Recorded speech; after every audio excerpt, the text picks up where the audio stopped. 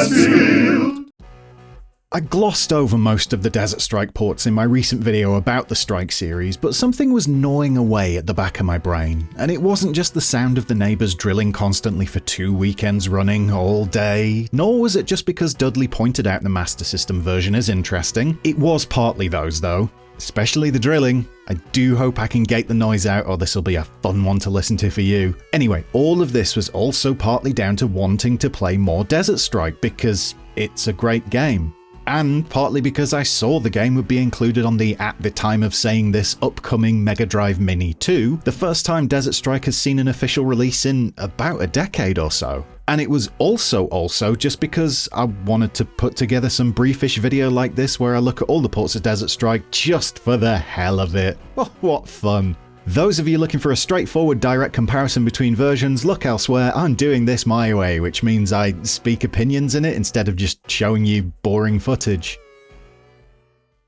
The control version for this rough comparison is of course on the Mega Drive, Desert Strike's home. Here it's a wonderful game, a mix of arcadey action with a simulation bent, tackling a Middle Eastern madman and an example of two scenery in relation to the First Gulf War. By modern standards, it's repetitive and somewhat unfair difficulty-wise, but I'm all about the retro where we overlook those things and just say, Desert Strike's well good, innit?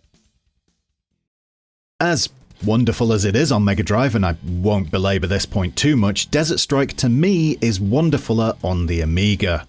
The game was genuinely improved in its move to the new format, with redrawn graphics, more colours on show, better sound effects and, importantly, some of the best explosions of the early 90s. Just a superb port, an all-timer. The same can't be said for the SNES version of Desert Strike. It's not an all-timer. But it's also not as bad as you might expect from an EA Mega Drive to Super Nintendo port of the early 90s, instead coming in as, well, pretty straightforwardly good. It looks a bit different, it sounds not quite as good as on Mega Drive, to my ear at least, but it runs at a good pace, and the number of buttons on the SNES controller means you're able to do everything you need to without needing to hold A to jink left and right before accidentally loosing off a Hellfire, thus leaving you with one fewer of your already hen's teeth rare most powerful missiles. Harumph. A good version of the game, and not the disaster you might have expected. It's quite obviously not a patch on the Mega Drive version, and I'd say it's actually worse than the Atari Lynx port, which I'll get to in a bit, but Desert Strike on the Master System does a decent enough impression of the Mega Drive original that you wouldn't be wholly ashamed to own this particular 8-bit incarnation back in the day. Unless you also had a Mega Drive and for some weird reason had chosen the cut-down game.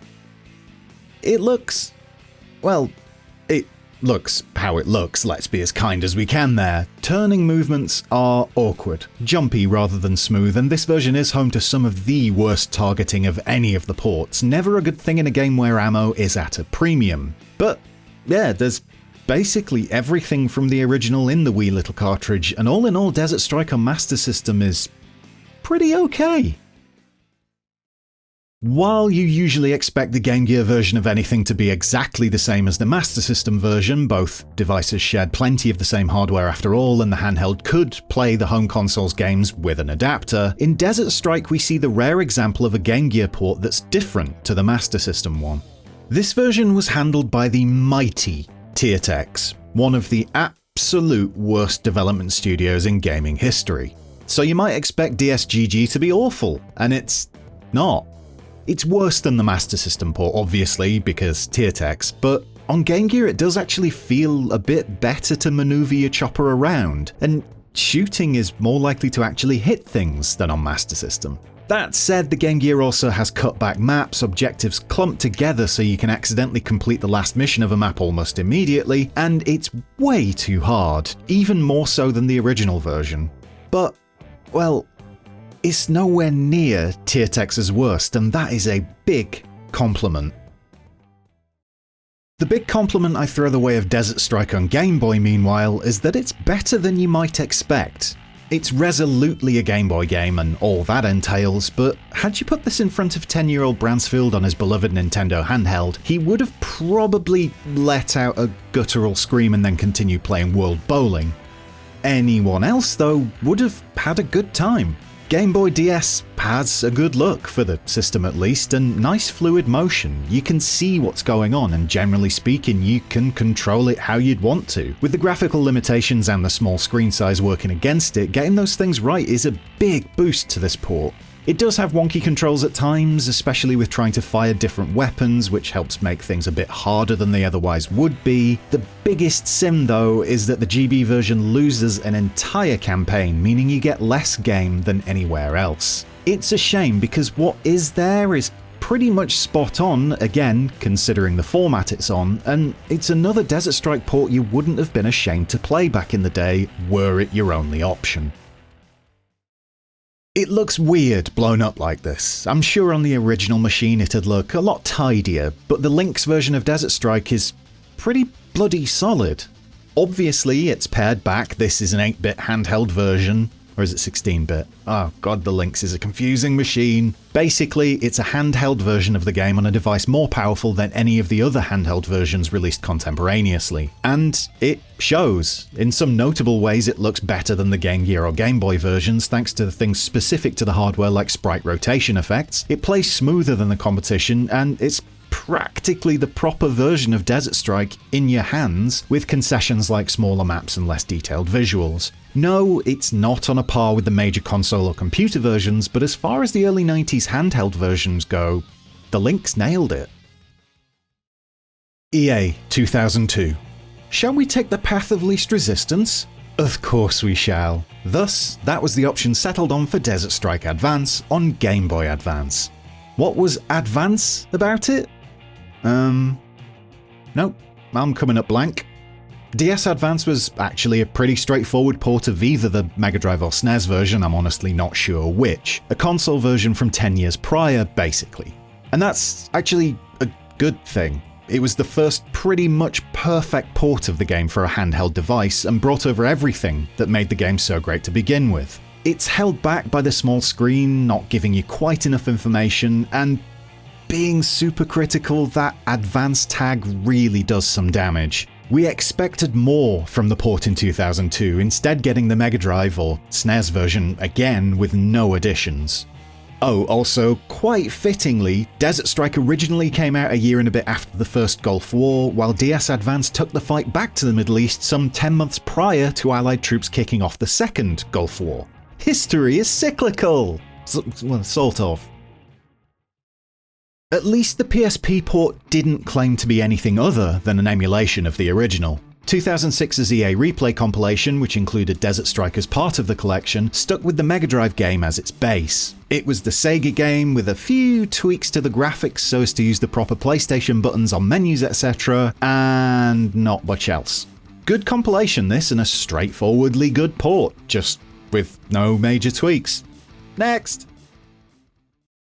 The weirdest port on this list comes in the form of the one that made its way to BlackBerry systems around 2013. It wasn't weird because it was a Desert Strike port on a mobile OS, that's happened and still happens with plenty of classic console games. What was weird was that it was the Amiga version. Apparently a bunch of Amiga games came to BlackBerry. The more you know, eh? It was the Amiga version with on-screen touch controls. Really not much to add there.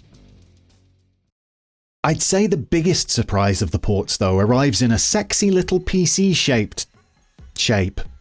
Yes, Desert Strike released on DOS, both in floppy disk and CD-ROM formats. Both versions were largely the same, with tweaked and rejigged graphics, like we saw in the Amiga version, but not quite as grand a reinvention. The explosions were better than on the Mega Drive, but not as good as on the Amiga, basically.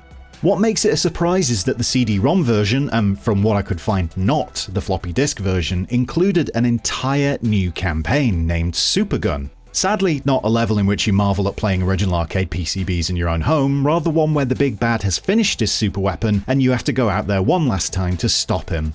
It's nothing world-changing, but it is more Desert Strike. This port came out in 1994, 2 years after the original arrived on Mega Drive, so it was completely unexpected and a lovely surprise. It's also, as far as I can tell, relatively unknown, likely owing to a limited release for the DOS version of the game. There's probably an argument to be made that this is the ultimate version of Desert Strike, but nah, it's not an argument I'm going to make today. I'll stay firmly on the fence. And by fence, I mean I still prefer the Amiga game because it's what I know best. And that's The Desert Strikes. Thanks for watching, glad to have got this out of my system. I don't want my $5 and above tier patrons out of my system though.